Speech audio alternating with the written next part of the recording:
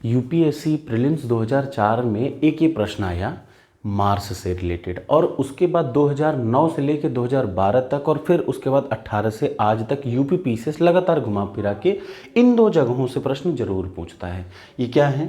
हम लोग पढ़ रहे हैं सौरमंडल। हम लोगों ने पहले पढ़ा ब्रह्मांड कैसे बना, फिर सौरमंडल कैसे बना, फिर सूर्य कैसे बना, फिर धीरे धीरे बुध कैसे बना। अब हम लोग बुध से आगे बढ़ रहे हैं शुक्र पे। पृथ्वी को मैंने रोक रखा है क्योंकि इसके बाद में पढ़ाऊंगा पृथ्वी, वो एक अलग टॉपिक होगा। फिलहाल मैंने बुध पढ़ाने के बाद शुक्र और मंगल को पढ़ाने की कोशिश की है। तो चलिए बिना समय बर्बाद किए हम लोग स्टार्ट करते हैं। सबसे पहले शुक्र की बात कर लें तो शुक्र जो है उसको कहा जाता है पृथ्वी की बहन, twin sister of the earth. याद रखिएगा, twin sister of the earth शुक्र को कहा जाता है। पहली चीज़, सबसे ज़्यादा सारे सौरमंडल में सूर्य के बाद जो आठों ग्रह हैं उनमें सबसे ज़्यादा जो टेम्परेचर है वो किसका होता है? शुक्र का होता है। कितना होता है? 475 डिग्री सेल्सियस के आसपास होता है। इस वजह से इसका जब टेम्परेचर बहुत ज़्यादा होगा तो जिसका तापमान ज़्यादा वो सबसे ज़्यादा ब्राइटेस्ट, जिसका ब्राइटनेस सबसे ज़्यादा होगी। अब आप में से एक बच्चे ने रिप्लाई किया है, मैं उसको बता दूं, हाँ आपने सही किया है। जो सबसे ज़्यादा ब्राइटेस्ट होगा उसका एल्बिडो सबसे ज़्यादा होगा पूरे सोलर सिस्टम में। ये प्रश्न भी आ चुका है यूपी पीसीएस में, ठीक है, ध्यान से सुन लीजिएगा। तो सबसे गर्म प्लैनेट है कौन? शुक्र। इसका एल्बिडो ज़्यादा होगा कि कम? अगर आपने पिछली क्लास देखी होगी तो आप तुरंत इसका जवाब दे देंगे। इसका एल्बिडो सबसे ज़्यादा होगा। क्यों? क्योंकि इसका टेम्परेचर सबसे ज़्यादा है। टेम्परेचर सबसे ज़्यादा है तो सबसे ज़्यादा गोरा होगा, ब्राइटेस्ट होगा। सबसे ज़्यादा ब्राइटेस्ट है तो सबसे ज़्यादा रिफ्लेक्ट करेगा रोशनी को। जो सबसे ज़्यादा रिफ्लेक्ट करेगा उसको बोलेंगे हाईएस्ट एल्बिडो वाला प्लैनेट। अब देखिए, इसी वजह से इसको भोर का तारा, सांझ का तारा, क्योंकि ये अलग से ही शुक्र चमकता रहता है, कहीं ना कहीं कोने में भयंकर चमकता रहता है, ठीक है।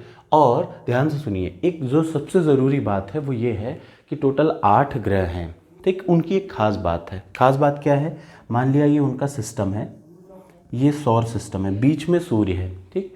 तो सारे ग्रह क्या करते हैं? इस सूर्य के चारों ओर चक्कर लगाते हैं। ध्यान से सुनिएगा, सारे ग्रह सूर्य के चारों ओर चक्कर लगाते हैं। तो जब कोई एक, मान लीजिए सूर्य है, ये ग्रह है, ये इसके चारों ओर चक्कर लगा रहा है, तो इसको बोलते हैं रिवोल्यूशन। क्या बोलते हैं? रिवोल्यूशन। फिर से मैं बता दूं, जब कोई ग्रह किसी सूर्य के या कोई चीज़ किसी दूसरे के चारों ओर ऐसे घूम रहा हो, ऐसे देखिए ये चारों ओर घूम रहा है, इसको क्या बोलते हैं? रिवोल्यूशन। याद रखिएगा, रिवोल्यूशन। दूसरा, अगर एक ग्रह है वो अपने ही एक्सिस के चारों ओर भी नाच रहा है तो इसको बोलते हैं रोटेशन। ध्यान से सुन लीजिए, दो चीज़ होती है, एक होता है रिवोल्यूशन और एक होता है रोटेशन। जब कोई दूसरे के चारों ओर घूमे तो रिवोल्यूशन, खुद के एक्सिस के अराउंड घूमने लगे तो रोटेशन, ठीक। तो सारे ग्रह रोटेशन भी करते हैं अपनी एक्सिस के अलाउंग और सूर्य के चारों ओर रिवोल्यूशन भी करते हैं, ये याद रखिएगा। फिर से मैं बता दूं, जब कोई सूर्य के चारों ओर घूम रहा है तो उसको बोलते हैं रिवोल्यूशन करना। तो सारे ग्रह सूर्य के चारों ओर घूमते हैं तो इसका मतलब सारे रिवोल्यूशन करते हैं। प्लस जो अपनी एक्सिस है उसके अलोंग भी अगर कोई घूमे तो उसको बोलते हैं रोटेशन। जैसे देखिए, ये कहीं मूव कर रहा है? नहीं, ये अपनी एक्सिस के अलोंग भी मूव कर रहा है। अब देखिए ये ऐसे चलने लगे तो ये क्या है? Rotation as well as revolution. तो हर ग्रह की दो मोशन होती है, रोटेशन और दूसरा रिवोल्यूशन। तो यहाँ पे अगर बोला जाए रोटेशन की, तो पूरे सौर मंडल में टोटल 8 ग्रह हैं, उनमें से 2 ग्रह ऐसे हैं। ध्यान से सुन लीजिए और इसको अलग से दिमाग में बिठा लीजिए और कुछ मत रटिए, सिर्फ 2 ग्रहों के बारे में रटिए। 2 ग्रह कौन कौन से हैं? युवराज, यू का मतलब यूरेनस, वी का मतलब वीनस। यूरेनस और वीनस, यूरेनस वीनस को मैंने शॉर्ट में बोल दिया युवराज। ये दोनों युवराज का काम है, ये लोग ईस्ट से वेस्ट की ओर, ईस्ट से वेस्ट की ओर का मतलब क्लॉकवाइज। कैसा? क्लॉकवाइज। मैं बताऊं कैसे रोटेट करेंगे? क्लॉकवाइज अगर आप अपना देख लीजिए, जो आपकी घड़ी की सुई की दिशा चल रही है वही है क्लॉकवाइज, ठीक है ना। कौन कौन से ग्रह? एक तो शुक्र और दूसरा यूरेनस। शुक्र का मतलब वीनस और यूरेनस। ये दोनों कहाँ से कहाँ मूव करते हैं ये भूल जाइए, बस आप इतना याद रखिए, ये लोग क्लॉकवाइज मूव करते हैं। ऐसे देखिए, ये दिख रहा है ना, ये है घड़ी की दिशा, ये है क्लॉकवाइज। अगर ऐसे कहा जाए तो ईस्ट से वेस्ट की ओर, देखिए ऐसे मूव करते हैं ये लोग क्लॉकवाइज। तो ये क्या है? ईस्ट, ये क्या है? वेस्ट। ईस्ट से वेस्ट की ओर कौन? सिर्फ 2 ग्रह, मतलब वीनस और यूरेनस। बाकी सब इसको उल्टा रोटेट करेंगे। इसका मतलब बाकी सारे ग्रह जितने 6 हैं वो सब कैसे करेंगे? वेस्ट से। देखिए बाकी सारे ग्रह कैसे रोटेट करेंगे? ये वेस्ट से ईस्ट की ओर। बाकी सारे ग्रह वेस्ट से ईस्ट की ओर रोटेट करते हैं, लेकिन शुक्र और यूरेनस ईस्ट से, देखिए ये ईस्ट साइड है, मतलब अरे ईस्ट का मतलब ये पूरब है, ये पश्चिम है, तो पूरब से ऐसे पश्चिम की ओर, और एक लाइन में तो घड़ी की दिशा में रोटेट करते हैं। कौन? वीनस और यूरेनस रोटेट करते हैं। रिवोल्यूशन की बात नहीं कर रहा हूँ मैं, अभी किसकी बात कर रहा हूँ? रोटेशन की बात कर रहा हूँ। तो याद रखिएगा, सिर्फ दो ग्रह अपनी एक्सिस के अलॉन्ग उल्टा नाचते हैं। क्यों उल्टा नाचते हैं? इसका जवाब अगर वैज्ञानिकों से पूछा गया तो उन लोगों ने बहुत ही बेवकूफ़ी भरा जवाब दिया, लेकिन वही मान्य है। उन्होंने क्या जवाब दिया? पहले ये भी और सारे ग्रहों की तरह सीधा सीधा रोटेट करते थे, मतलब एंटी क्लॉकवाइज में, वेस्ट से ईस्ट की ओर। अब ये तो समझ गए होंगे ना, ईस्ट से वेस्ट मतलब क्या? ये ईस्ट है, ये वेस्ट है, ऐसे मतलब क्लॉकवाइज, ठीक, ये क्लॉकवाइज दोनों। बाकी सब वेस्ट से ईस्ट की ओर, मतलब ऐसे एंटी क्लॉकवाइज। ठीक, तो आपको सब नहीं रटना, आपको सिर्फ जो अपोजिट है, जैसे आपको वीनस और यूरेनस युराज रटना है, युराज रट लिए कि कहाँ से कहाँ तक, ईस्ट से वेस्ट की ओर, बस। और अपने आप देखिए दो चीज़ें, या तो आप पूरा रट के कंफ्यूज हो जाइए, या फिर सबसे शॉर्टेस्ट वाला रट के बैठ जाइए।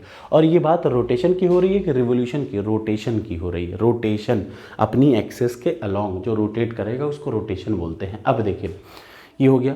अगली जो इम्पोर्टेंट चीज़ है, मैगेलन जो मिशन है वो कहाँ भेजा गया था? ये 3 बार पीसीएस में पूछा है, 1991 में पूछा, 2003 में पूछा, उसके बाद फिर एक और बार पूछा कि शुक्र का जो मिशन भेजा गया वो कौन सा? मागेलन। ये बार बार मैं इसलिए पढ़ा रहा हूँ क्योंकि आपके लिए जानना बड़ा ज़रूरी है। तो आपको क्लियर हो गया होना, ये कॉन्सेप्ट बिल्कुल मत भूलिएगा, ये सबसे ज़रूरी है। अब आ जाइए मंगल ग्रह पर, मार्स। 2000 कब का है? 2004 में एक प्रश्न यूपीएससी प्रीलिम्स में आया, और ठीक उसी के जस्ट बाद, एक साल बाद 2005 में यूपी पीसीएस प्रीलिम्स में आया। ध्यान से सुनिएगा, 2004 में, सॉरी 2004 में और 2005 में पीसीएस में आया। 1994 में आईएएस का प्रश्न है, ध्यान से सुनिएगा। आईएएस का प्रश्न है जो कि 1994 में पूछा गया। वो क्या पूछा गया कि पृथ्वी के अलावा कौन सा ऐसा है, क्वेश्चन है बता दे रहा हूँ, किसका है duration of the day and it's tilt, ऐसा कौन सा ग्रह है जिसके दिन का समय, जैसे हमारे यहाँ 24 घंटे का एक दिन होता है, तो ऐसा ही पृथ्वी पे जैसे 24 घंटे का दिन होता है, ऐसा कौन सा ग्रह है जिसका दिन और जो उसका टिल्टिंग है, जो एक्सेस है, वो पृथ्वी की तरह है? तो इसका सबसे अच्छा उत्तर है मंगल। क्यों? पृथ्वी कितनी डिग्री झुकी है? 23.5 डिग्री, लेकिन मंगल कितना डिग्री झुका है? 25.19। तो जैसे पृथ्वी का, इसीलिए वैज्ञानिक बहुत ज़्यादा मंगल को खोज रहे हैं। क्यों? क्योंकि जो बनावट है पृथ्वी की और मंगल की, वो कुछ ऐसी है कि ये भी झुकी है, वो भी झुके तो और भी हैं, लेकिन पृथ्वी के अराउंड, जैसे 23.5 डिग्री पृथ्वी है तो 25.5, लगभग 25 के आसपास ये झुका है। ठीक, तो मंगल की टिल्टिंग पृथ्वी के जैसी है, इसीलिए यहाँ पे बार बार भेजा जाता है अलग अलग कि भैया जाओ चेक करो कि कहीं लाइफ है कि नहीं। अब मंगल के एटमॉस्फेयर की बात करें तो शॉर्टेस्ट तरीका रट लीजिए, को नहीं आरो है, कोई नहीं आरो है, या को नहीं आरो है। आरो का मतलब आ रहा है, को नहीं आरो है का मतलब कार्बन डाइऑक्साइड 95% है लगभग, नाइट्रोजन 2.7% है, आर्गन 1.6% है, और ऑक्सीजन 0.5% अंदेशा है। ठीक है, ये कहाँ की बात हो रही है? मार्स की, मंगल की बात हो रही है। ये वहाँ का एटमॉस्फेयर है, आपको याद रखना है। 2 नेचुरल सैटेलाइट या 2 नेचुरल उपग्रह हैं मंगल के, फोबोस और डिमोस। यूपी पीसीएस के लिए यही आता है क्या? ये लेवल है यूपीएससी का लेवल। क्या है कि पृथ्वी की तरीके से कौन वो टिल्ट करती है। मैं आपको दिखा भी दूँ, आप अपनी घटना, एक बात याद रखिएगा, मैं आपको एक सलाह दे रहा हूँ कि जब आप टॉपर्स कोड के टेस्ट सीरीज़ को सॉल्व कर रहे हैं, उसके पहले मैं बता रहा हूँ, आप सिर्फ क्या काम करिए, नोट्स बनाइए। जैसे मैं आपको जियोग्राफी पढ़ा रहा हूँ, पढ़ लिया, अब आप क्या काम करिए, एक बार पढ़िए उसको, किसको? घटना चक्र को पूरा पढ़ डालिए। वो 20 साल का पेपर है। उसके बाद जब आप टेस्ट सीरीज़ लगाएंगे तो आपका माइंड थोड़ा सा क्लियर कट आउट खुलेगा कि हाँ इस टाइप के प्रश्न आते हैं। वरना आपको प्रश्न गलत लगेगा, आपको लगेगा यार ये ऐसा है वैसा, ऐसा कुछ नहीं, सारे प्रश्न ऐसे ही आते हैं। ध्यान से सुनिएगा, ठीक है। निक्स ओलंपिया अगर पूछा जाए तो निक्स ओलंपिया, मंगल ग्रह का सबसे हाईएस्ट पीक क्या है? निक्स ओलंपिया। भारत में जो अर्थ का जो सबसे हाईएस्ट पीक है वो है माउंट एवरेस्ट, उससे 3 से ज़्यादा गुना बड़ा है कौन? निक्स ओलंपिया। बहुत ज़रूरी है, पीसीएस के यही प्रश्न है, फोबोस डिमोस, निक्स ओलंपिया। और क्या है, कौन कौन से यान भेजे गए, कौन कौन से अभियान भेजे गए मंगल ग्रह पे? तो सबसे पहले फोनिक्स भेजा गया, याद रखिए फोनिक्स क्या है, फोनिक्स को भेजा गया, फोनिक्स एक अभियान है, उसने बताया कि वहाँ पे आइस भी है, बर्फ़ भी है, ठीक है, होने के अंदेशे हैं। और क्या है, क्यूरियोसिटी रोवर, क्यूरियोसिटी रोवर का मतलब जानने के लिए भेजा गया। और सबसे बड़ी बात, भारत ने, अब आपको कमेंट बॉक्स में कमेंट करना है कि भारत के इसरो ने कौन सा यान भेजा, कौन सा अभियान भेजा है, मंगल ग्रह पे भेजा था। और एक सबसे ज़रूरी चीज़ कि इसको रेड प्लैनेट बोलते हैं, मार्स को। क्यों रेड प्लैनेट बोलते हैं? क्योंकि इस पे सबसे ज़्यादा कंटेंट है आयरन ऑक्साइड का यहाँ की सतह पे, इस वजह से इसका टेक्सचर या फिर जो कहा जाए सरफेस है वो लाल दिखता है, और दूर से भी ये लाल दिखता है। तो that's why we generally call it red planet. कैसा लगा वीडियो ज़रूर बताइएगा। शाम की वीडियो जो बनेगी वो पृथ्वी पे बनेगी, और उसमें थोड़ा सा लंबा वीडियो बनेगा। मैं देखिए कोई टॉपिक छोड़ नहीं रहा हूँ, क्योंकि ये एग्ज़ाम के टॉपिक है। जैसे ये 5 बार पूछा है, ठीक, फिक्स है। ये भी बार बार पूछ रखा है, ये हर बार पीसीएस में आप देख लीजिएगा, एक लाइन से घटना चक्र उठा के सब यही पूछा है।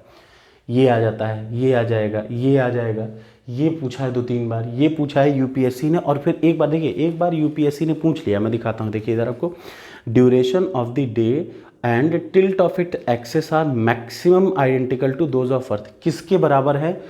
मार्स के। ये कहाँ पूछा है? IAS 1994, UPSC 2001, UPSC 2005, UPPCS 2001, UPPCS 2005, IAS 1994। तो कोई भी क्वेश्चन कम नहीं है। मैं आपको पढ़ा रहा हूँ बेसिक कॉन्सेप्ट इससे, और एडवांस कॉन्सेप्ट इससे बाहर नहीं आना है। Thank you so much. ठीक, सबसे ज़रूरी, अगर आप टेस्ट सीरीज़ टॉपर्स कोड की लगाने जा रहे हैं तो मैं आपसे यही रिक्वेस्ट करूंगा, पहले घटना चक्र को सॉल्व कर लीजिए, फिर अपने आप को टेस्ट करिए, तभी तो आप टेस्ट सीरीज़ लगा पाएंगे। Thank you so much.